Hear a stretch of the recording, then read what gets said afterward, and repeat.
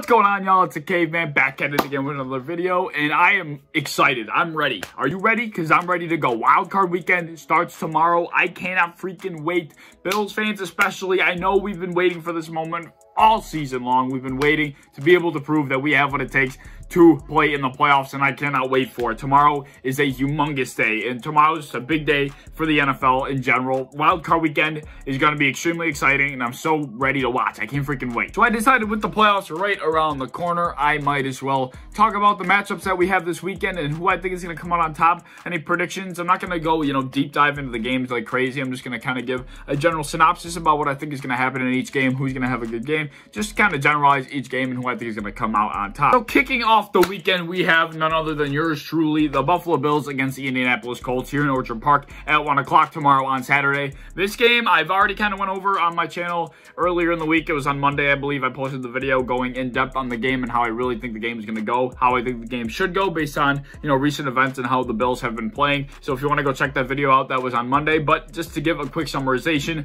the Bills, honestly, honest to God, the way we're playing, we should be able to come out in this game with no issue. The only thing I could see happening that would not be in the Bills' favor is letting the Colts kind of hang around and Jonathan Taylor, hold the Colts in the game himself. He will literally take the team on his back and hold the team in the game if he really has to. But if the Bills are able to jump out to a sizable lead, Jonathan Taylor will not have that ability. He will not be able to keep the Colts in the game. We just have to force Phillip to have the ball in his hands and to throw the ball himself and to play from behind. And I don't think Phillip Rivers can do that. He's too old. He's not very good. He's got a lot of kids, but he does not have a lot of throwing ability left. I think that guy might have more semen than arm strength at this point in his career. So who knows? I mean, I guess it's any given Sunday. You never know what's going to happen, but I do think the Bills will come out on top in this one. I have the final score being 34-24 in favor of Buffalo here in Orchard Park. Like I said, I would like to believe the Bills are able to come out of this game handily without any issues, but you never know any given Sunday. But there you go, 34-24, Buffalo over Indianapolis for your first game of Wildcard weekend. The second game of Wildcard weekend we have is being brought to you by the Seattle Seahawks and the Los Angeles Rams. We don't know who's going to play quarterback for the Rams. It could be John Wolford. If it's John Wolford, I believe the Seattle Seahawks should easily come out of this game with a win. Jared Goff, if he's able to go, if he's able to play, which I'm assuming he's going to be able to, the game should absolutely still be in the Seattle Seahawks' hands. I don't think Jared Goff is very good. He has not shown a single redeeming trait about his quarterback play this entire season. He's been just absolutely horrible. He's holding the Rams back. This Rams team could be very good if it weren't for him, but he's bad. John Wolford, not going to be any better. So their quarterback play is going to be the reason they get kicked out of the playoffs here. Seattle should be able to get out of this game, you would think. You would like to think with a win. If they're not able to, that's pretty bad. I think if Jared Goff, even if Jared Goff plays, that's still really bad. I think Seahawks should absolutely be coming out of this game with a win. Even if Goff is able to play, I think Seattle will come out on top in this one. I think the final score is going to be 24-13. It won't be anything crazy. It won't be a high-scoring game or anything. It'll just be Seattle puts up the points it has to, makes the stops it has to, and they get out. Maybe Russell will hit a moon ball or two. Or chuck it up to the moon, Lockett will catch a moon ball, but I don't think anything flashy will happen. It'll just be get in, get out, forget it happened. The last game of Wildcard weekend we have is between the Tampa Bay Buccaneers and the Washington football team. This is the closest thing I have to an eye patch because the Buccaneers are Pirates, and this kind of hurts my eye. But anyway, the Tampa Bay Buccaneers are going against the Washington football team, and you would like to think that this is another game that Tampa can just get out of, get out without a scratch. This is a game they could easily lose, though. Tampa Bay is a sketchy team. They have shown flashes of very good play, but flashes of very bad play. You never know what you're going to get from Tampa. And Tom Brady does not like to get hit. Tom Brady is Mr. Priss Bag back there. He's Mr. Carry his purse around. I don't want to get hurt. I don't want to get hit. Don't hit me. That's Tom Brady when he's standing back there. He doesn't like to get hit.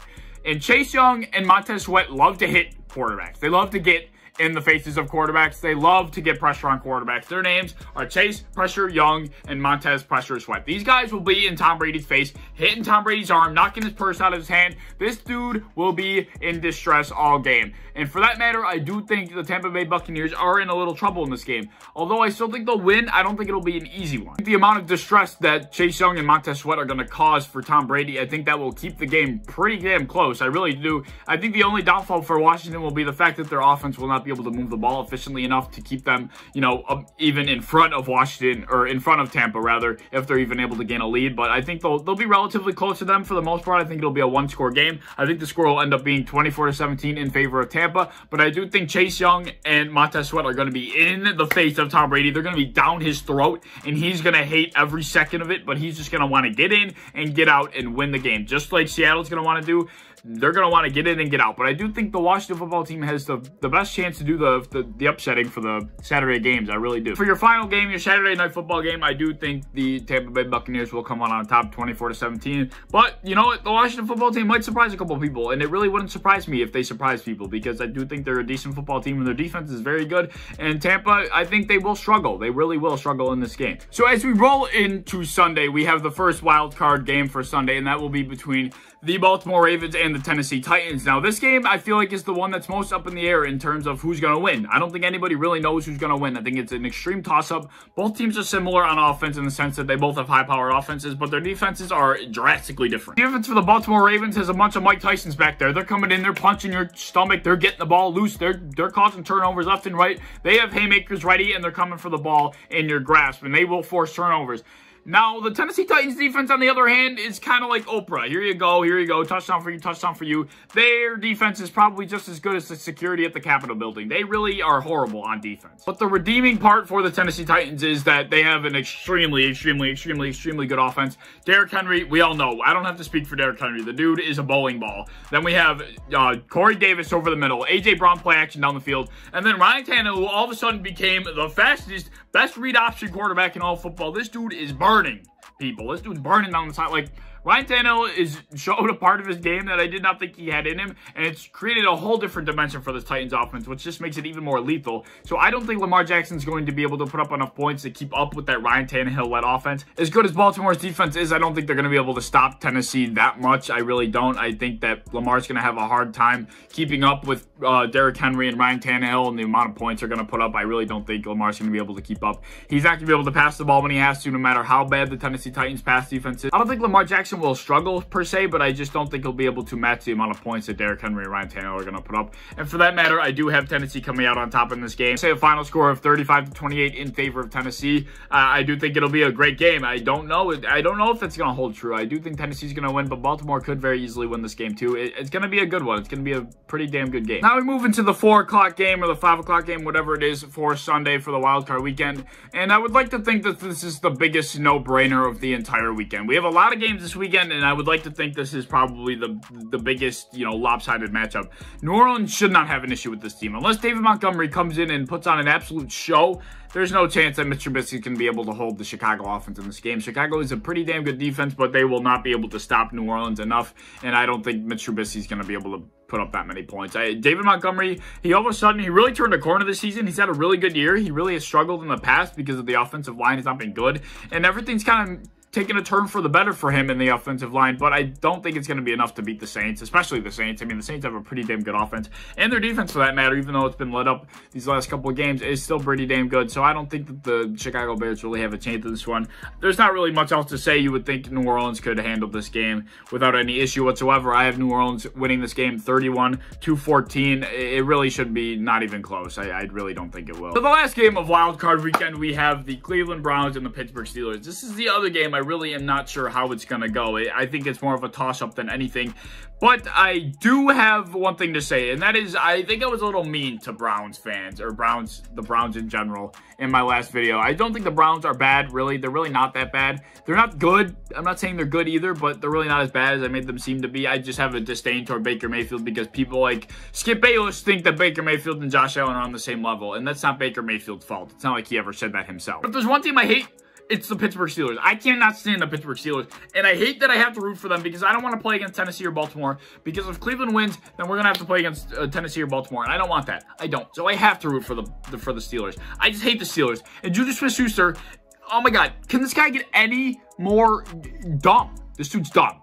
I hate him. This dude is straight stupid. Like a couple days ago, went on an interview and said the Browns are the Browns. The Browns aren't good. The Browns will be able to handle the Browns. He pretty much just talked a bunch of shit about the Browns. It's like, are you asking to die? Are you asking to get embarrassed again? How much more can you be embarrassed this season? And you're just asking for it. You are an asshole. I don't know why. I used to love this kid, and now all of a sudden he's just this cocky, arrogant, TikTok dancing dickweed. I don't understand this guy. Whatever. Put that to the side. I'm a Bills fan at the end of the day. I don't want to play Tennessee or Baltimore. Give me the Steelers. Steelers are shit. All right? Just let the Steelers have their win in the wild card round, Cleveland. Just let them have it. Let them have it, all right? Just let them have it, all right? As much as I want you to kick the fuck out of them, just let them have it, because then they can come up to Orchard Park and get the shit kicked out of them for the second time this season. But in all reality, I do think Cleveland has an actual chance in this game. I don't think Pittsburgh is going to come out of this game scot-free like Juju seems to think. The Browns are not that bad of a football team, and the Steelers are not good. So I don't know what he thinks is going to happen here. I don't know why he thinks this is going to be an absolute cakewalk for them. At the end of the day, like I said, I have to root for the Steelers, and I do think the Steelers will win. I think the final score will be 28-20 in favor of the Steelers. This will be a very close game. I do think so. But, you know, you never know. It'll depend on what kind of Steelers team shows up. Is it going to be the Steelers team that showed up in the second half against the Colts? Or is it going to be the Steelers team that showed up against the Bengals? They got absolutely ridiculed and embarrassed on national television. Nobody knows.